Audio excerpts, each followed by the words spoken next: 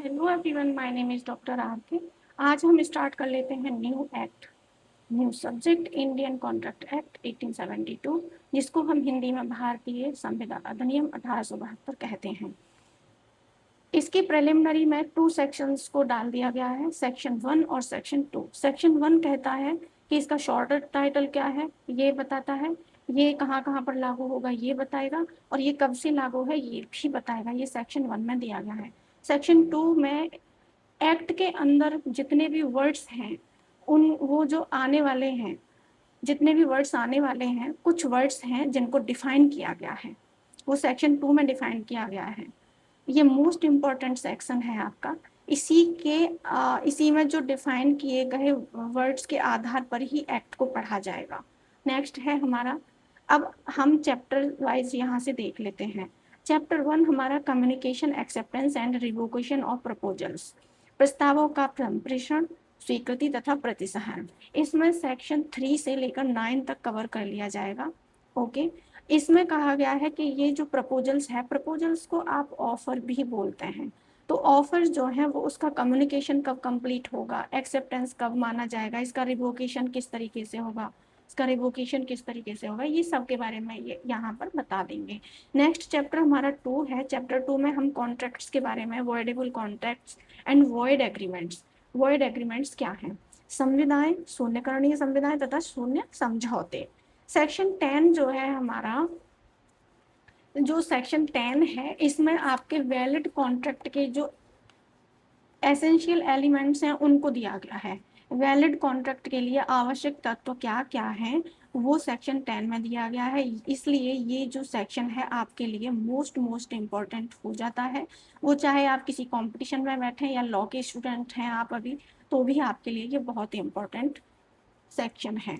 और ये चैप्टर भी इम्पोर्टेंट है क्योंकि ये जो चैप्टर है ना, मोस्ट इम्पॉर्टेंट चैप्टर है, एग्जाम फेवरेट चैप्टर है। एग्जामिनर्स यहाँ से क्वेश्चंस बहुत पूछते हैं कि कॉन्ट्रैक्ट कैसे बनता है और कब वैलिड होगा या कब इनवैलिड होगा, कौन सा एग्रीमेंट है जो कोर्ट द्वारा एनफोर्सिएबल है, कौन सा एग्रीमेंट है जो कोर्ट द्वारा एनफोर्सिबल नहीं है। तो ये सारी चीज़ें आप यहाँ पर कवर कर लेंगे। चैप्टर 3 में आप पढ़ोगे कंटिजेंट कॉन्ट्रैक्ट्स के बारे में, यानी कि आकस्मिक संविदाएं। इसको समाश्रित भी कहते हैं, आकस्मिक या समाश्रित। ज़्यादातर आपको यही वर्ड मिलेगा हिंदी में, बुक्स में और बेयर एक्ट में, तो दोनों में आप देख लीजिए, दोनों ही वर्ड्स आपको देखने को मिलेंगे।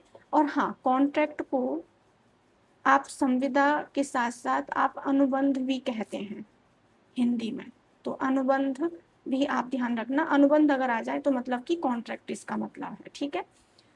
तो इसमें आप 31 से लेकर 36 तक जो प्रोविजंस हैं उनको आप कवर करेंगे।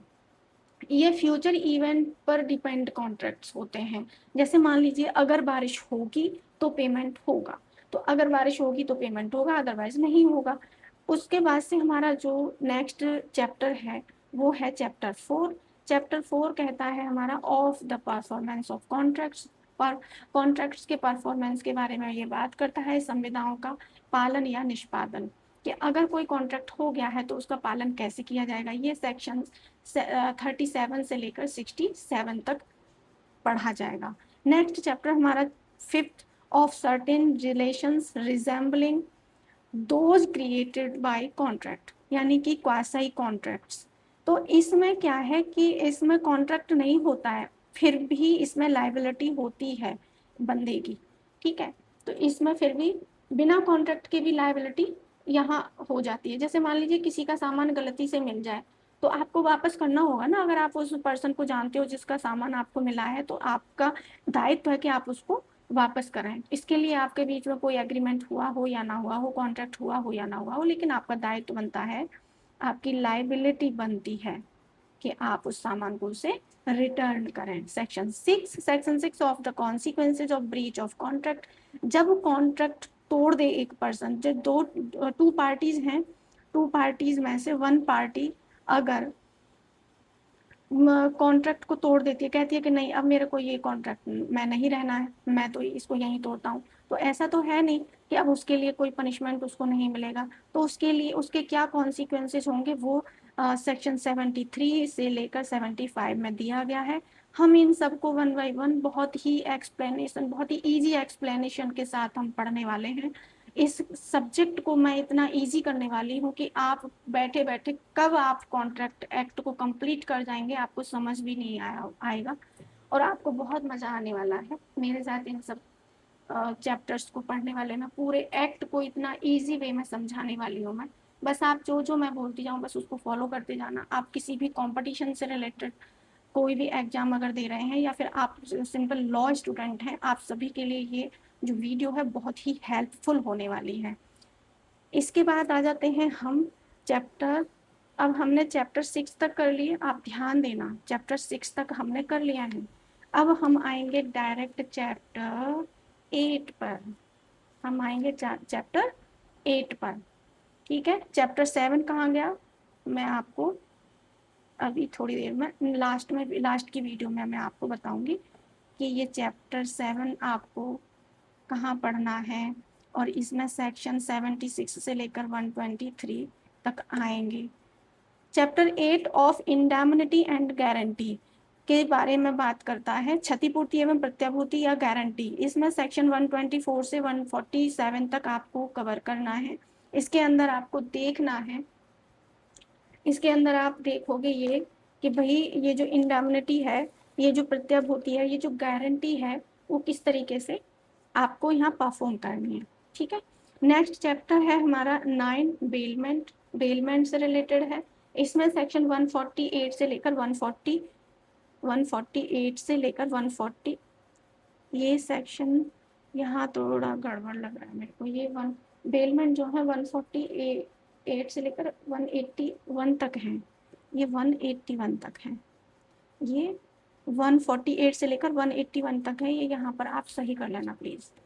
ये 148 से लेकर 181 तक है ये ऑफ बेलमेंट। बेलमेंट से रिलेटेड जो भी प्रोविजंस है वो जमानत संबंधी संविधाएं जितनी भी होती हैं वो सब इसमें दी गई है। चैप्टर 10 हमारा आ जाता है एजेंसी से रिलेटेड। चैप्टर 10 है हमारा ऑफ एजेंसी, अभिकर्ता एवं अभिकरण, ठीक है।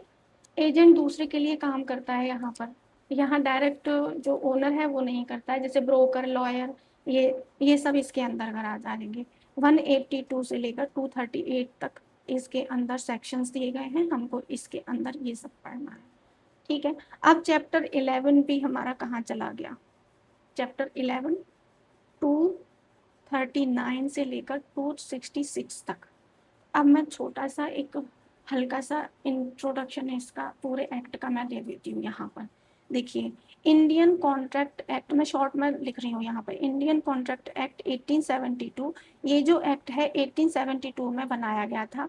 जिस टाइम ये बनाया गया था इसमें चैप्टर 11 थे और सेक्शंस हमारे कितने थे, 266। लेकिन अब हम जो सेक्शन, अब हम जो चैप्टर्स पढ़ते हैं वो 9 पढ़ते हैं, यानी कि 2 चैप्टर्स इसमें से हमारे सेपरेट कर दिए गए हैं। सेपरेट करके कहाँ चले गए वो मैं अभी आपको बताती हूँ, सेपरेट कर दिए हैं ये, ठीक है। अब इनमें से जो 266 सेक्शंस थे इसमें हम कितने सेक्शंस यहाँ नहीं पढ़ते हैं। अब इसमें से 2 चैप्टर्स, चैप्टर 7 और चैप्टर 11, इन दोनों को अलग कर दिया। क्यों कर दिया अलग, क्योंकि लॉ मेकर्स को ये लगा कि ये इस इनमें जो प्रोविजंस हैं, जैसे चैप्टर 7 में सेल से रिलेटेड प्रोविजंस थे, तो इन्होंने कहा कि इसके लिए अलग से एक एक्ट बना दीजिए। तो एक ही एक्ट के अंदर इन सबको घुसाना अच्छा नहीं, मतलब ठीक नहीं लग रहा, अलग अलग एक्ट बन जाएंगे तो ज़्यादा क्लैरिटी हो जाएगी। इसमें पार्टनरशिप से रिलेटेड, इसमें पार्टनरशिप से रिलेटेड प्रोविजंस हैं, तो इन्होंने कहा कि इसको भी आप अलग कर दीजिए। तो इन्होंने 1930 में इस चैप्टर को अलग कर दिया और इस चैप्टर के प्रोविजंस को अलग करके एक न्यू एक्ट बना दिया जिसका नाम है सेल ऑफ गुड्स एक्ट 1930, ठीक है। 1930 क्यों, क्योंकि इसको 1930 में सेपरेट कर दिया गया था, ठीक है।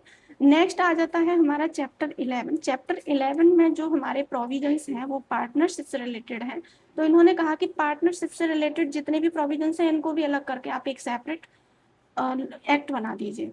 तो इन्होंने इसको अलग करके चैप्टर 11 को इसमें से निकाल दिया कॉन्ट्रैक्ट एक्ट में से, और पार्टनरशिप से रिलेटेड जितने भी प्रोविजन है उसके लिए एक अलग एक्ट बना दिया गया, इंडियन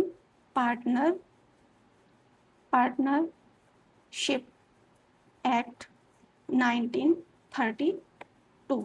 अब 1932 क्यों? क्योंकि ये 1932 में इन्होंने सेपरेट किया आफ्टर 2 ईयर्स इसके। आई होप कि आपको ये वीडियो समझ आई होगी। हम पूरे एक्ट को बहुत ही आसानी से और बहुत ही इजी लैंग्वेज में विद डेली रूटीन एग्जांपल्स के साथ पढ़ने वाले हैं।